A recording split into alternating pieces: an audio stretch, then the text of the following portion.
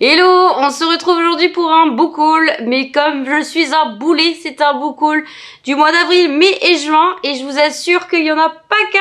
Et en fait, j'ai oublié de programmer un book haul dans les vidéos que je voulais filmer, et du coup, on se retrouve avec je sais pas combien de livres. D'ailleurs, je vais prendre le temps de les compter pour vous dire combien il y en a, mais il y en a un certain nombre, et sachant qu'on est déjà en juillet quand je filme ça, donc j'ai reçu déjà d'autres livres, ou j'ai eu déjà d'autres livres. J'ai donc 20 livres à vous présenter, je viens de compter et on va commencer tout de suite parce que cette vidéo risque d'être un petit peu longue, même si les book hauls, il n'y a pas à s'éterniser sur les avis de lecture. Ça risque quand même de prendre un peu de temps. La prochaine fois, j'essaierai de le faire tous les 2 mois, pas tous les 3, parce que là ça commence à être un petit peu trop. Et c'est parti. On finit d'abord le mois de mars puisque je ne vous avais pas montré la Fairyloot du mois de mars, c'est Earth is Earth So Black de Lyra Séléné. Ah, il a pris l'eau. Ah, pourquoi il a pris l'eau? Bon bref, on s'en fiche, c'est pas le moment de s'inquiéter de ça. C'est donc une histoire dans laquelle on va suivre, je n'ai plus aucun souvenir. Ouais, c'est une fille qui doit aider une reine, hein. Globalement, voilà, je n'ai pas le résumé en tête. Mais donc la couverture est plutôt très jolie, je trouve, ça fait très Disney conte, voilà, même le jaspage, etc. Et le dessous, je m'en souviens même pas, en fait, je me rends compte. Voilà.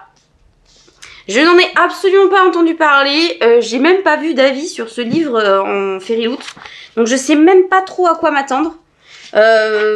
Voilà, ça a l'air... J'adore les illustrations, je sais pas qui a fait les illustrations, mais je trouve ça très très beau. Voilà, je vous en dirai pas plus. On passe au mois d'avril et le premier que je me suis acheté c'est Wayward Pines de Blake Rouch, publié donc là chez Gulminster. C'est un livre que j'avais vu sur la chaîne de The Pretty Library qui en parlait de manière très élogieuse, et donc j'ai craqué. Voilà, je vous dis à mon tour, foncez, c'est génial. Le premier tome était absolument addictif et ouais, c'est trop bien. On est dans une histoire où on va suivre Ethan Burke qui va venir enquêter dans la ville de Wayward Pines, sauf qu'il va se rendre compte qu'il y a des choses un peu bizarres puisqu'il ne se souvient pas de pourquoi il est là, comment il est arrivé là, il a plus de papier, il sait plus rien et la ville est vraiment étrange, très louche, c'est génial. Voilà, c'est génial, je peux que vous le recommander, c'est hyper addictif. Ensuite, je me suis pris le tome 2, donc le tome 1 partie 2 de la Guilde des Ombres de Anatrice, publié chez Pocket, mais qui est en grand format chez Plume Blanche. C'est une dark fantasy dans laquelle on va suivre Panama, qui va être recrutée très jeune auprès de la Guilde des Ombres pour devenir du coup une assassineuse. On va donc voir son parcours initiatique, ses doutes, voilà, tout l'univers. La pub c'est génial, mais je vous rappelle que c'est une dark fantasy. Il y a des scènes explicites, du sang, des meurtres, des propos absolument horribles. Donc faites attention à vous, si c'est pas des choses avec lesquelles vous êtes à l'aise, passez votre chemin. D'autant plus avec celui-là où il y a un nombre de scènes de non-consentement absolument faramineuses. Voilà. Déjà pour moi ça a été horrible à lire, alors que je sais que je suis pas très sensible, on va dire, quand il s'agit de livres. Mais si vous êtes sensible à ce genre de sujet, passez votre chemin, c'est à vomir. J'ai également pris Le Trône des Magiciens tome 2 de Jupiter Phaeton en auto-édition. J'avais adoré le tome 1, le tome 2 est un petit peu en dessous. Pour rappel, on va suivre Kathleen qui s'éloignait du coup du monde des magiciens, sauf que son frère va venir le chercher un jour pour lui dire que le roi des magiciens était mort, donc son père, et on pensait que son fils aîné allait prendre la suite, sauf que quelqu'un va le défier, et de là va découler un certain nombre d'épreuves, sachant qu'il y a une menace qui pèse sur la Terre, qu'il va falloir affronter, et bref, ça fait tout plein de choses, c'est génial, je peux que vous recommander. La plume de Jupiter Phaeton est hyper fluide, les dialogues sont super rigolos, elle a un humour bien à elle, j'adore. Je me suis également pris l'Empire des Damnés qui est toujours sur blister, oui, depuis le mois d'avril, vous êtes bien d'accord. Je ne l'ai pas lu donc je ne veux pas l'abîmer, donc pour l'instant il est toujours sous blister. Mais j'avais adoré l'Empire du Vampire, donc là il fallait absolument que j'ai la suite. Sachant que dans cette version il y a des illustrations et c'est ce qui fait que je craque sur la version reliée. Parce que les illustrations sont absolument magnifiques et je trouve que ça permet encore plus de se plonger dans l'histoire. Et ça vaut vraiment le coup. Par contre c'est pas donné quoi, c'est 30 € le livre. Après il fait 1000 pages je crois, j'ai pas regardé celui-là combien il fait, mais il fait 1000 pages et j'adore que j'ai Christophe, c'est l'un de mes auteurs préférés. Donc voilà, je l'ai pris, je l'ai pas encore lu. Et enfin le dernier que j'ai reçu c'est Evocation de S.T. Gibson, donc là dans les éditions AR, mais je sais pas ce que c'est AR, donc Fairyloot, mais C'est l'auteur de A Diary of Blood qui va sortir, je crois, en octobre. Non, en août. Je sais plus, dans les prochains mois en français, mais donc celui-là c'est son nouveau livre. J'avais tenté de le lire il y a un mois je crois, sauf que je suis pas du tout rentrée dedans, donc j'ai préféré le fermer et le garder pour plus tard parce que j'étais vraiment pas dedans et j'arrivais pas à comprendre quoi que ce soit. La plume était trop compliquée à ce moment-là, j'étais fatiguée, enfin bon, bref. C'était pas génial, mais l'objet livre est très très beau, hein, comme d'habitude, chez Fairyloot, l'objet livre est très très très beau. Donc on nous dit Only Blood can rewrite blood, donc seul le sang peut réécrire le sang. Et je ne sais plus, il y a une histoire de démons, d'astrologie, je sais plus, il faudrait que je relise le résumé correctement. Mais voilà, je le lirai peut-être, je pense, plus cet automne parce que ça fait plus automnal, je trouve.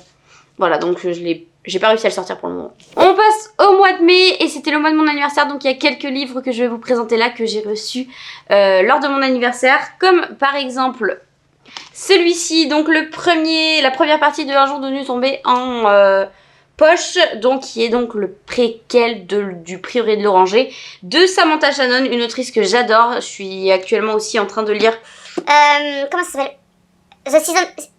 Bonne Season, que j'adore cette plume, j'avais adoré le Prieuré de l'Oranger et il y en a plein qui disent que Un jour de nuit tombée est encore mieux. Donc voilà, dès qu'il est sorti, je l'ai mis dans ma wishlist et ma belle-mère me l'a offert.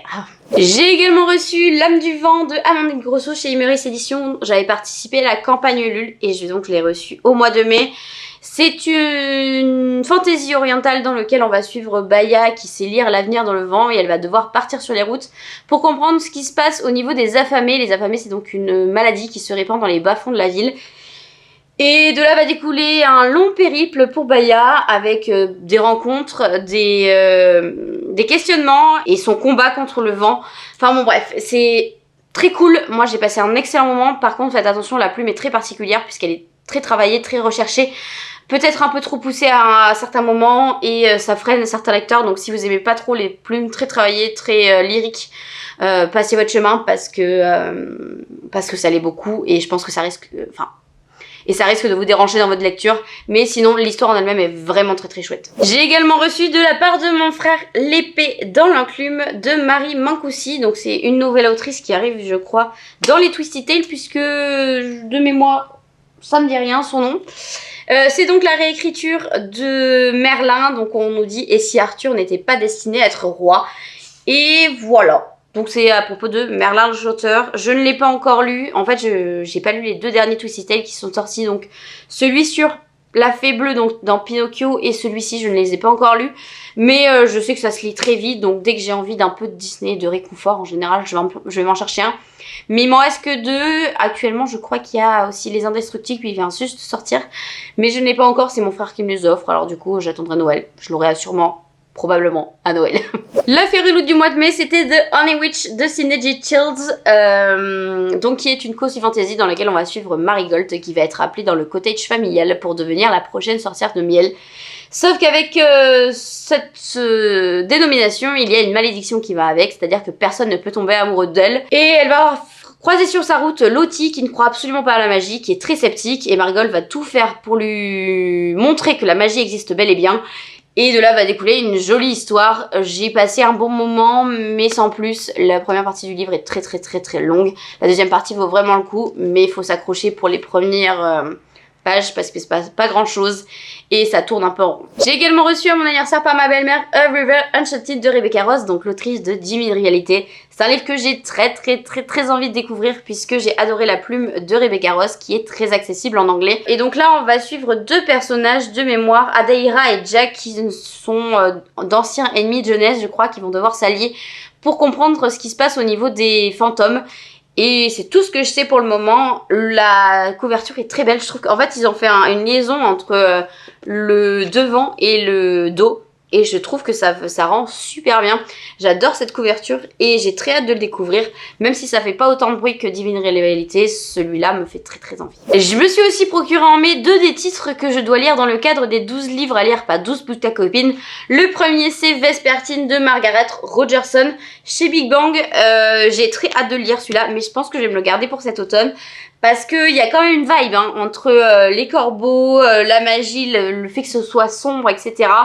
Je me le garde pour cet automne, mais il me fait très très envie. Il paraît qu'il est vraiment très cool.